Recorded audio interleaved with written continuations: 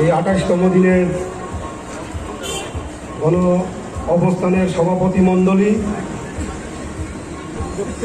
উপস্থিত শিক্ষক শিক্ষিকা বৃন্দ এবং রাস্তার পাশে দাঁড়িয়ে যারা আমাদের আলোচনা শুনছেন এবং পরিচালিত জনসাধারণ, সবাইকে আমি জেএমসি এবং আমার ব্যক্তিগত তরফ থেকে অভিনন্দন জ্ঞাপন করছি। আপনারা জানেন আজকে নিয়ে আমাদের যে গণ অবস্থান ২৮ দিন অতিক্রান্ত প্রায়, আমরা কিন্তু কোনো আন্দোলন ইতিহাস তৈরি করার জন্য শুরু করিনি। আমরা আমাদের আন্দোলন শুরু করেছিলাম রাজ্যের মাননীয় মুখ্যমন্ত্রী যখন আমাদের সঙ্গে মহাকরণে মিলিত হয়েছিল, তখন উনি বলেছিলেন যে এই ১০,৩৩০-এর যে সমস্যা, এই সমস্যা ওনাকে এর আগে কেউ সেভাবে বিস্তৃত আকারে তুলে ধরেনি, যার কারণে আমাদের সঙ্গে আলোচনা করার পর উনি বিস্তারিত আকারে এটা জানার পর উনি কথা দিয়েছিল আমাদেরকে যে ১ থেকে ২ মাসের মধ্যেই আমাদের এই ১০,৩২৩-এর যে সমস্যা সেটার স্থায়ী সমাধান করবে বলে। এবং তার সঙ্গে আমরা এও বলেছিলাম শুধু যারা এখন আছেন তাদের না, মৃত পরিবারগুলিকেও একটা করে সরকারি স্থায়ী চাকরির ব্যবস্থা করতে হবে, সেটা আমরা বলেছিলাম। এবং রাজ্যের মাননীয় মুখ্যমন্ত্রী তখন বলেছিলেন যাই হোক ১ থেকে ২ মাসের মধ্যেই স্থায়ী সমাধান করা হবে, তার জন্য কোনো আর চিন্তার সুযোগ নেই। তখন আমরা রাজ্যের মাননীয় মুখ্যমন্ত্রীকে আমরা জিজ্ঞেস করেছিলাম, যেহেতু আজকে আমরা মহাকরণে আপনার সঙ্গে মিলিত হয়েছি, এখন মহাকরণের সামনে সাংবাদিক বন্ধুরা থাকবে, তাদের কাছে আমরা কি বলবো? যদি কোনো কিছু সদুত্তর আমরা দিতে না পারি তাদের প্রশ্নে, তা আমরা কি বলবো? তখন উনি বলেছিলেন আমার সঙ্গে আপনাদের যে আলোচনা হয়েছে সেটাই মিডিয়াদের সামনে আপনারা বলবেন, এর বাইরে কিছু বলবেন না। ঠিক ওনার কথার সম্মান দিয়ে আমরাও উনি যে কথাগুলি আমাদের সঙ্গে বলেছিল তার এক চুলো আমরা মিডিয়ার সামনে তুলে ধরেনি। উনি যা বলেছিল সেটাই আমরা মিডিয়া বন্ধুদের সামনে বলেছিলাম। কিন্তু যখন ২ মাস অতিক্রান্ত হয়ে গেল, রাজ্য সরকারের তরফ থেকে কোনো কিছু উদ্যোগ গ্রহণ করা হয়নি এই ১০,৩২৩-এর স্থায়ী সমাধানের প্রশ্নে। কিন্তু সময় শেষ হওয়ার আগে রাজ্যের মাননীয় মুখ্যমন্ত্রীকে আমরা ২ বার চিঠি দিয়েছিলাম এবং রাজ্যপালকেও একই দিনে পৃথক পৃথকভাবে ২ বার চিঠি দিয়েছিলাম। কিন্তু মুখ্যমন্ত্রী অফিস থেকে কোনো কিছু বলা হয়নি। চিঠি দেওয়ার পর কিন্তু রাজ্যপাল অফিস থেকে শুধু উত্তর দেওয়া হয়েছিল যে কোভিড-১৯-এর কারণে আমাদের সঙ্গে রাজ্যপালের আলোচনা হবে না। তো যাই হোক,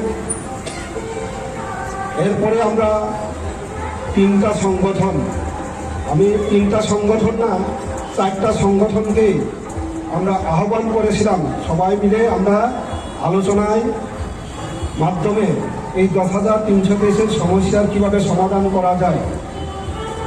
কারণ আমাদের আগে আমরা ১০,৩২৩ সংগঠন ছিল, অ্যাডহক পে অ্যাসোসিয়েশন এই সংগঠন ছিল, এডিবিটি সংগঠন ছিল।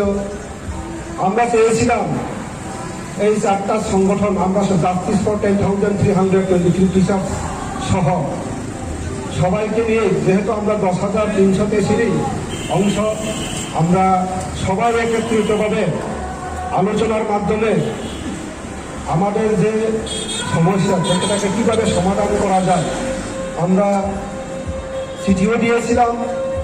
কিন্তু হয়তো আমাদের দুর্ভাগ্য, আমরা 4টা সংগঠন একসঙ্গে আলোচনার মাধ্যমে কমপ্লিট সিদ্ধান্ত নিয়ে আমরা একটা অংশকে পাইনি।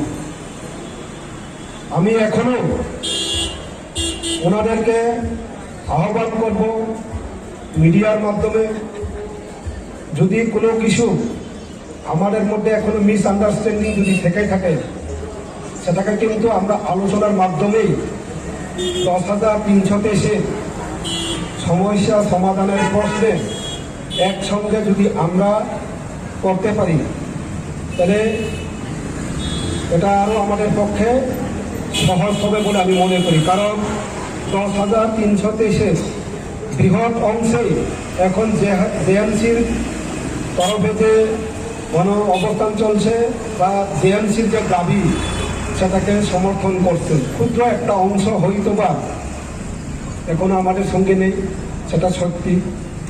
তাদেরকেও আমরা সামিল করতে চাই, কারণ আমাদের যে সংগ্রাম, আমাদের যে আন্দোলন, আমাদের তাদেরকে বাদ দিয়ে আমাদের এই আন্দোলন না।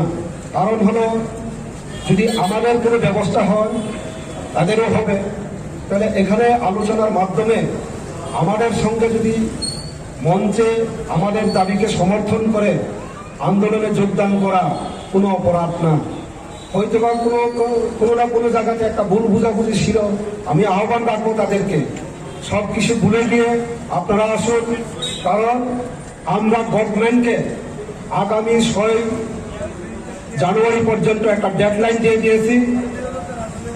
বর্তমান রাজ্য সরকার যদি 6 জানুয়ারির মধ্যে জেএমসির সঙ্গে আলোচনায় টেবিলে বসে 10,323 সমস্যা সমাধান করার জন্য কোনো উদ্যোগ গ্রহণ না করে, কিন্তু আমাদের অধিকারের তাগিদে আমরা গণতান্ত্রিক পদ্ধতি ছেড়ে কিন্তু অগণতান্ত্রিক পদ্ধতিতে আন্দোলন শুরু করতে যাচ্ছি।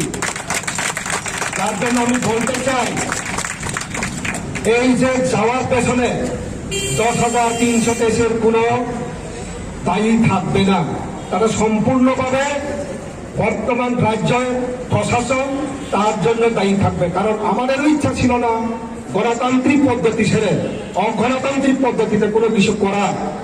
কারণ বর্তমান রাজ্য সরকার যদি চেষ্টা করত, সৎ ইচ্ছা যদি থাকতো, তো রাজ্যের মাননীয় শিক্ষামন্ত্রী আজকে যে কথাটা উনি তুলসীবতী স্কুলে যে ভারত সায়েন্সের রক্তদান শিবিরে যে একটা কথা উল্লেখ করেছে যে পরীক্ষা বসতে হবে, তার জেএমসির তরফ থেকে আমরা সম্পূর্ণভাবে এটাকে প্রত্যাখ্যান করি।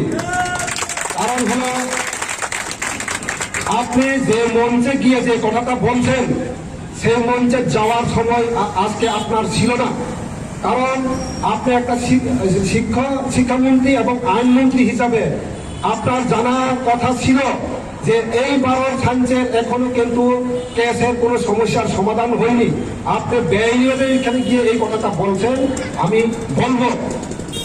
কারণ ওই যে 41 জনের বিচার এখনো শেষ হয়নি। যদি এই 41 জনের পেমেন্ট যদি হয়, হয়তো বা ডাইরেক্টর সাহেবের বিরুদ্ধে আইনানুগ কোনো ব্যবস্থাও আমরা গ্রহণ করতে পারি। কারণ এই বিচার এখনো শেষ হয়নি। তাহলে আপনি কেমনে বলতে পারেন যে আমাদেরকে পরীক্ষা বসতে হবে? ওই 41 জনের কি হবে? ওই 41 জনেরও আপনি পরিষ্কার করুন, তারাও আমাদের সঙ্গে পরীক্ষা বসতে হবে বলবে। আর এটাও আমি বলবো, আমরা যদি 462 সঙ্গে 10,300-তে সবার চলে যায়, তাহলে 41 জনের সঙ্গে 962 জন হবে না কেন? আপনার কাছে প্রশ্ন। এই প্রশ্নের উত্তর আমরা চাই। এই প্রশ্নের উত্তর আপনারাই কিভাবে করবেন সেটা আপনারাই আমাদের থেকে ভালো জানেন। তবে রাজ্য সরকারকে আমি একটাই অনুরোধ রাখবো, ভারতবর্ষই হোক বা পৃথিবীর যে কোনো দেশেরই হোক, একমাত্র সমস্যার সমাধান হয় আলোচনার মাধ্যমে। পৃথিবীর কোনো দেশ বা ভারতবর্ষের কোনো দেশ, কোনো রাজ্যে কোনো সমস্যা কিন্তু আলোচনা ছাড়া হয়নি। আমরা লক্ষ্য করেছি, দিল্লিতে কৃষক আন্দোলনে ভারত সরকারের তরফ থেকে অলরেডি 6 থেকে 7 বার আলোচনা হয়েছে, কিন্তু তথাপি তাদেরও সমস্যার কিন্তু সমাধান হয়নি। কিন্তু বর্তমান আমাদের রাজ্যের যে রাজ্য সরকার, 28 দিন আমরা এখানে বসে আছি, সমস্যা কিভাবে সমাধান করতে হবে অন্তত পক্ষে আলোচনা তো করতে পারতেন আমাদের সঙ্গে। কি একটা অমানবিক সিদ্ধান্ত নিয়ে আপনারা বসে থাকতে পারেন? কারণ জনকল্যাণকর সরকার যদি আপনারা বলার চেষ্টা করেন, তো জনগণের সমস্যা কিভাবে সমাধান করতে হয় সেটারও কিন্তু আপনাদের জানার কথা ছিল। কারণ আপনারা যদি বলে থাকেন কোর্টের রায়ের মাধ্যমে আমাদের চাকরি চলে গেছে, আমরা বলবো কোর্টের রায়ে কতজনের চাকরি চলে যাওয়ার কথা ছিল সেটা আপনাদেরও জানা আছে। কারণ আপনারা কি সুপ্রিম কোর্ট কি হাইকোর্ট সব জায়গাতে একই রকম এফিডেভিট বলুন বা এমএ বলুন, এখানে আপনারা সংখ্যাটা কিন্তু কখনো পাল্টায়নি। আমি কোর্টের রায়কে সম্মান করি, কি হাইকোর্ট কি সুপ্রিম কোর্ট। সুপ্রিম কোর্ট থেকে তো নোটিশ দেওয়া হয়েছিল, যদি সুপ্রিম কোর্টের অর্ডার মূলেই চলে যায়, সুপ্রিম কোর্টের নোটিশে কি ছিল সেটা তো আপনারা আমাদের থেকে আরো ভালো জানেন। আর আমি বলবো এটাও আপনারা ভুল করেছেন, কি পূর্বতন কি বর্তমান সুপ্রিম কোর্টের অর্ডার মূলে যদি আমাদের চাকরি চলে যায়, এই 41 জন এখন থাকে কিভাবে?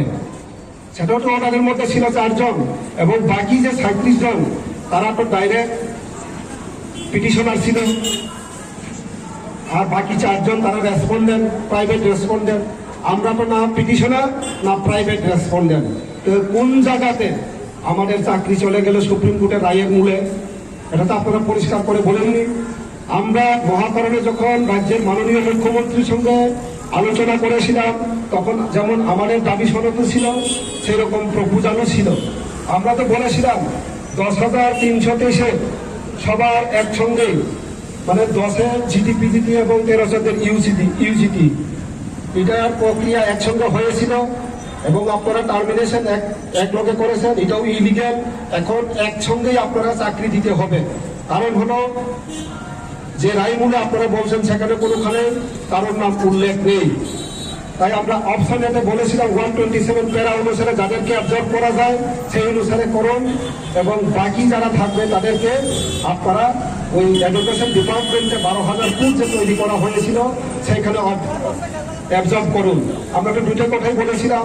তার সঙ্গে আমরা বলেছিলাম মৃত্যু পরিবারে 1 জন করে সরকারি চাকরি, এবং কোনো পরিবারে যদি উপযুক্ত কোনো প্রার্থী না থাকে তাহলে পেনশনের ব্যবস্থা যাতে রাজ্য সরকারের তরফ থেকে করা হয়, সেটাই ছিল আমাদের দাবি। এবং তার মধ্যে ছিল একটা 58টা রিট পিটিশনকে ক্লাব টুগেদার করে যখন জাজমেন্ট দেওয়া হয়েছিল, শুধু 57টাকে ইমপ্লিমেন্ট করা হয়, বাকি যে একটা রিট পিটিশন সেটাকে কেন ইমপ্লিমেন্ট করা হয়নি সেটাও আমাদের দাবির মধ্যে ছিল।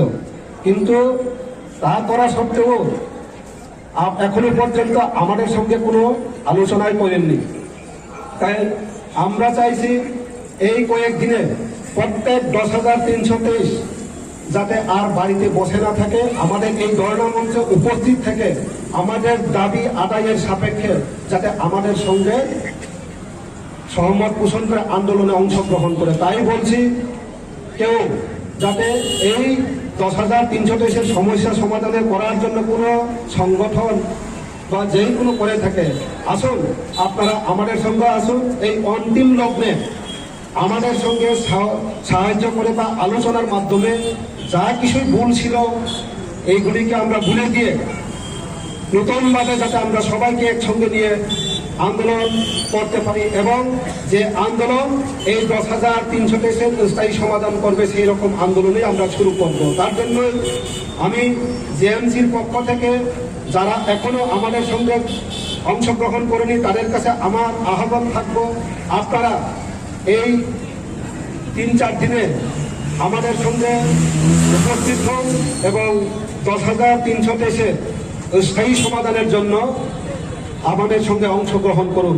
কারণ হলো এই পরীক্ষার মাধ্যমে যদি সমস্যার সমাধান হয়, আমি বলবো এই 10,323 পরিবারের মধ্যে যারা মৃত্যু পরিবার তাদের পরিবারের ব্যবস্থা কি হবে, ওই সংগঠনগুলিকে কাছে আমার প্রশ্ন।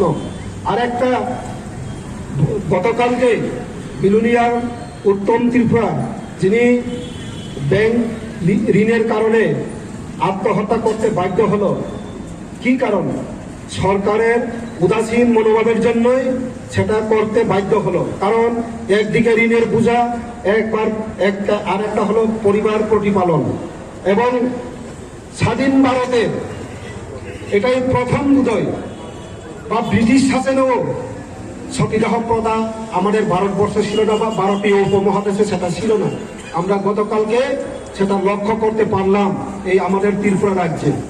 সেটা কি চলছে, যে স্বামীর সঙ্গে মৃত্যু বরণ করার জন্য উনি ওই ইয়েতে আগুনে ঝাঁপ দিতে চেয়েছিল। শুনতে কেমন লাগে, চোখে দেখতে কেমন লাগে। আমি কালকে আর এই ছবিটা দেখতে পারছিলাম না, কারণ সভ্য সমাজে যদি বেঁচে থাকে আমরা, সেটা কিন্তু মানা যায় না। তাই বলবো রাজ্য সরকারকে, আপনাদের যে অবস্থান সেটা আপনারা পরিষ্কার করুন। কারণ যখন আমাদের ত্রিপুরা রাজ্যে গণতান্ত্রিক পদ্ধতিতে 5 বছর অন্তর অন্তর নির্বাচন হয়, নির্বাচনের ক্যাম্পিংয়ে 2018 ভারতবর্ষের বিজেপির ন্যাশনাল লিডাররা ওরা বলেছিল, যদি 18 ইলেকশনে বিজেপি আইপিএফটি জোট সরকার ক্ষমতায় আসে, 10,323 আইন এবং সংবিধান মেনে সংশোধন সমাধান করবে। কিন্তু আমাদের কথা ছিল না। এর মধ্যে ভারতবর্ষের তৎকালীন অর্থমন্ত্রী অরুণ জেটলি জি যখন ভিশন ডকুমেন্ট পাবলিশ করেছিলেন, ওই ভিশন ডকুমেন্টেও সেটা উল্লেখ ছিল। আপনাদের এই কমিটমেন্টে বিশ্বাস করুন, বৃহৎ অংশ আপনাদের প্রতি সমর্থন তখন করেছিল, সেটা অস্বীকার করার মতো কিছুই ছিল না। কিন্তু ক্ষমতা আসার পর আপনারা তা বলতে হয়তো বা অন্যরকম বিশ্বাসঘাতকতা যদি করে, এবং আমাদের বিশ্বাসকে যদি আপনারা বোকা যদি মনে করে, সেটাও আমরা মনে রাখবো। এবং একটা কথা বলতে হয়, রাজ্যের মাননীয় শিক্ষামন্ত্রীর সঙ্গে যখন একটা সংগঠন মহাকরণে মিলিত হয়ে একটা দাবি রেখেছিল যে 10,323 এই সমাধানের প্রশ্নে একটু সংখ্যাটা বাড়ানো, 945 বোধহয় খুব সম্ভবত গ্রুপ সির সংখ্যাটা উনি বেরিয়ে আবার অ্যাডভার্টাইজ করেছিল। কিন্তু কিছুদিন পর যখন ফর্ম ফিল আপ চলছিল, সেটাকে আবার উইথড্র করা হয়। আমি জানি না এটা কি সরকার না সার্কাস, আমি বুঝি না। একবার প্রকাশ হওয়ার পর আবার সরকারের তরফ থেকেই বন্ধ করে দেওয়া হয়। আমি জানি না, হয়তোবা আমরা কি আছে, হয়তো সরকার না হয় সার্কাস। আমি বলবো কংক্রিট ডিসিশন নিয়ে 10,323 পরীক্ষার কথা বলবেন না, কারণ আপনাদের কমিটমেন্ট ছিল, আপনারা কোর্টে গিয়েছিলেন আমাদেরকে চাকরি দেওয়ার প্রশ্নে। এখন সুপ্রিম কোর্টের জাজমেন্টের মধ্যেই যদি আপনারা সহযোগী হন, বা যদি আপনারা চেষ্টা করেন রাজনীতির ঊর্ধ্বে, রাজনীতির মধ্যে থেকে না, শাসন ব্যবস্থায় গেলে সরকার কিন্তু সরকার, সেখানে কোনো বিজেপিরও না, সেটা সিপিএম বা আইপিএফটিরও না। রাজ্য সরকার মানে ত্রিপুরা সরকার, সেখানে বিজেপি সরকার বলে আমরা চিনি না, বা বামফ্রন্ট সরকার বলে আমরা চিনি না। সরকার তো সরকার, সরকারের সিদ্ধান্ত সরকারই করতে হবে। ব্যক্তির পরিবর্তন হয়, পোস্টের কোনো পরিবর্তন হয় না, এটা একটা কনস্ট্যান্ট। এটা ভারতের সংবিধানের অধিকার অনুসারে এটা কনস্ট্যান্ট। 5 বছর পর পর ব্যক্তির পরিবর্তন হবে, কিন্তু পোস্টের করে চিফ মিনিস্টারই থাকবে। চিফ মিনিস্টার কে আসবে কে যাবে সেটা হচ্ছে অন্যরকম। কিন্তু সরকার হিসাবে আপনারা যে কমিটমেন্ট দিয়েছিলেন, সেটাই আপনারা পালন করুন। কোর্টে গিয়েছিলেন আপনারা, not only before election, supreme কোর্টেও আপনারা কমিটমেন্ট করেছিলেন যে আমাদেরকে চাকরি দেওয়ার প্রশ্নে। সুপ্রিম কোর্ট কখনো বলে নাই। সেখানে আমি একটা কথা বলবো, আপনারা যদি সুপ্রিম কোর্টে আপনাদের সঙ্গে আমাদের সঙ্গে যদি তালবাহানা যদি না করতেন, কিন্তু সুপ্রিম কোর্ট আপনাদেরকে অ্যালাউ করতেন। আপনারা একটা জায়গাতে উল্লেখ করতেন যে 10,323 চাকরি দেওয়ার প্রশ্নে সুপ্রিম কোর্ট নোটিশ করেছিল ফেব্রুয়ারির 7 তারিখ, মার্চ 16 তারিখের মধ্যে তাদেরকে কি করতে হবে আপনারা কোর্টে এফিডেভিট আকারে জমা দেন। আপনারা কিন্তু মার্চ 16 তারিখে সেটা জমা দেননি, মার্চের মধ্যেই। কারণ আপনারা জানেন আমাদের টেনিউর কিন্তু 31 মার্চ 2020। এই 31 মার্চ 2020-এর মধ্যেই আপনারা অল্টারনেটিভ জব যদি এই 10,323-কে দিয়ে দিতেন বা 127 প্যারা অনুসারে তাদেরকে যদি টিচারই রেখে দিতেন, সুপ্রিম কোর্ট সেটা অ্যাকসেপ্ট করতো।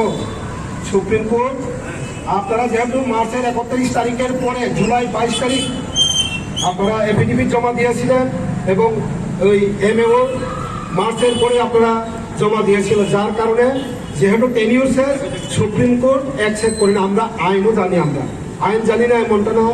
আপনারা এখনো আপনাদের কাছে অনুরোধ, আপনারা উদ্যোগ গ্রহণ করুন, আমাদের সঙ্গে আলোচনায় আসুন। আলোচনায় আমাদের সমস্যার সমাধান কিভাবে করতে হয় আপনারা এটা জানা আছে। কিন্তু রাজনীতির ঊর্ধ্বে থেকে রাজ্যের শিক্ষা ব্যবস্থা উন্নতির স্বার্থে আমাদের এই সমস্যার আপনারা সমাধান করতে হবে।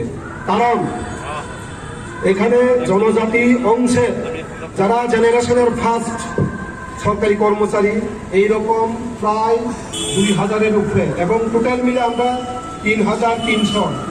এই যে জনজাতি অংশের কর্মচারীরা যদি সত্যি সত্যি চাকরি থেকে চলে যায়, শুধু শিক্ষা ব্যবস্থা না, রাজ্যের ইকোনমিক অবস্থাও যেমন পিছিয়ে যাবে এবং রাজ্যের 40 বছর আগের যে অবস্থা, কারণ অভাবে কিন্তু স্বভাব তৈরি হয়, সেটা বলতে হবে। তার কারণে এখনো আমি বলছি সেই রকম যাতে রাজ্য সরকারের তরফ থেকে আমাদের কোনো কিছু বাধ্য না করে। আমি বলবো আপনারা অবশ্যই সেটা সময় উপযোগী আপনারা সিদ্ধান্ত নেবেন এবং সময়ের মধ্যেই আপনারা এই সমস্যা সমাধান কিভাবে করতে হয় সেটা উদ্যোগ আপনারা নেবেন। তাই আবারও আমি 10,300 দেশের যে কোনো সংগঠনই হোক, যে কোনো ব্যক্তিই হোক, এই কয়েকটা দিন আমাদের সঙ্গে সহযোগিতা করুন এবং সবার স্থায়ী সমাধানের প্রশ্নে আসুন। জেএমসির দাবির সঙ্গে সহমত পোষণ করে জেএমসির আন্দোলনে অংশগ্রহণ করার জন্য এই কয়েকটা কথা আলোচনা করে আমার আলোচনা এখানেই শেষ করছি। সবাইকে আবার ধন্যবাদ জ্ঞাপন করছি।